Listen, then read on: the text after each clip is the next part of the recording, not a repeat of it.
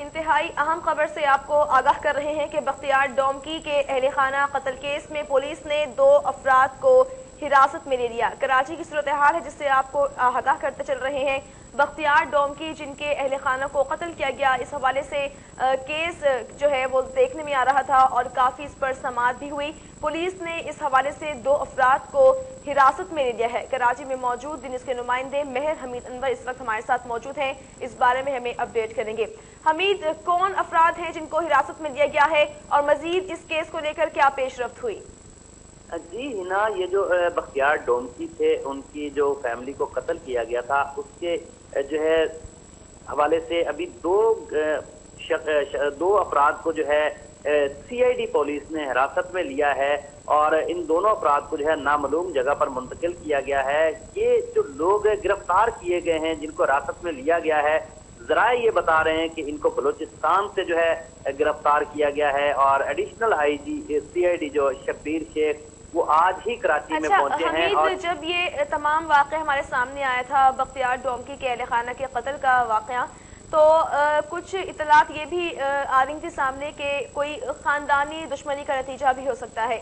तो अभी जिन 2 अफराद को गिरफ्तार किया है पुलिस ने, सीआईडी ने, उनका कोई ताल्लुक बख्तियार डोमकी के खानदान से जाहिर हो पाया है या फिर अभी तक इनके बारे में कोई शनाख्त नहीं सामने आई?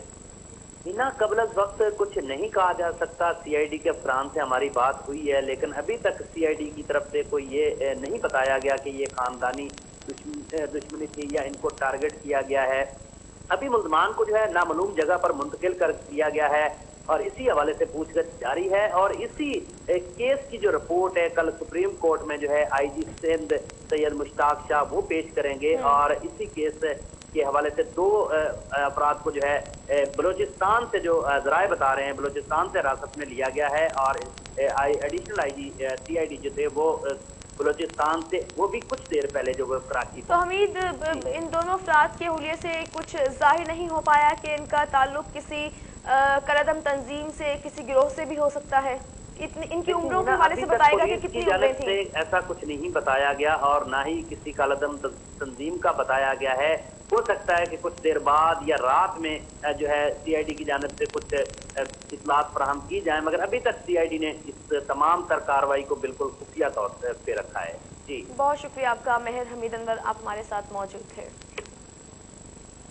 बख्तियार डोमकी के अहल खाना कत्ल केस में पुलिस ने 2 अफराद को हिरासत में लिया है और इन दोनों अफराद को बलूचिस्तान के इलाके से हिरासत में लिया गया है और नामालूम मकाम पर इनको मुंतकिल कर दिया गया है।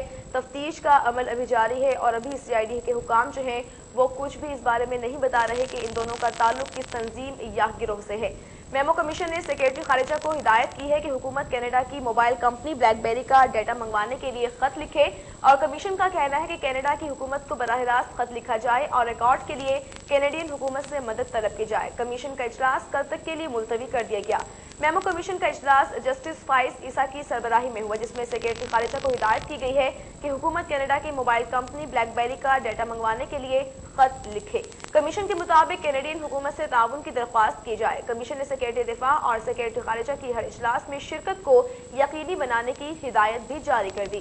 कमीशन ने सेक्रेटरी खारिजा सलमान बशीर को आधे घंटे में तलब किया था। उधर एडमिरल माइक मलन ने कमीशन को खत लिखकर कमीशन के रूबरू पेश होने से साफ इनकार कर दिया।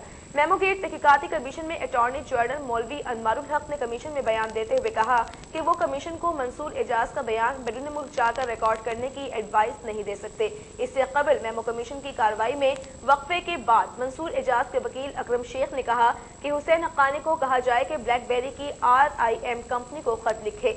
वजारत खारिजा हक्कानी के वकील से हिदायत ले रही है। उन्होंने बताया कि कमीशन लंदन आए तो पाकिस्तानी हाई कमीशन की इमारत में मंसूर एजाज अपना बयान रिकॉर्ड करा देंगे। हुसैन हक्कानी के वकील जाहिद बुखारी ने कमीशन के सामने दलाइल देते हुए कहा कि सुप्रीम कोर्ट ने कमीशन को बैरून मुल्क जाने का नहीं कहा। यह कहा गया है कि कवायद के मुताबिक फैसला करें। उन्होंने कहा कि हुसैन हक्कानी के खिलाफ जब तक रिकॉर्ड पर कुछ नहीं आता खत नहीं लिखेंगे।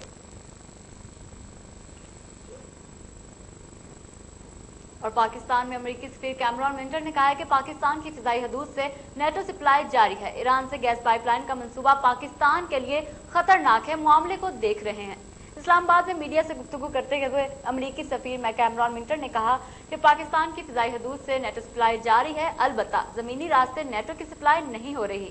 انہوں نے کہا کہ پاکستان سے مضبوط تعلقات ہیں جو ہر گزرتے دن کے ساتھ بہتر ہو رہے ہیں۔ امریکہ کو پاکستان میں توانائی بحران کا شدت سے احساس ہے، تاہم ایران سے گیس کے منصوبہ پاکستان کے لیے خطرناک ہوگا۔ کیمرون منٹر کا کہنا تھا کہ امریکہ پاک ایران گیس پائپ لائن کے معاملے کو دیکھ رہا ہے۔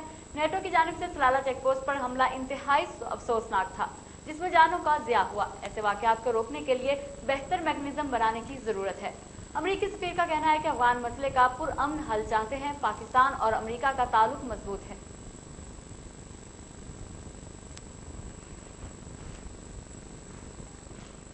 توہین عدالت کیس میں وکالت کا لائسنس معطل ہونے والے پیپلز پارٹی کے نائب صدر بابر اعوان کے خلاف مقدمے کی سماعت 20 فروری تک ملتوی کر دی گئی۔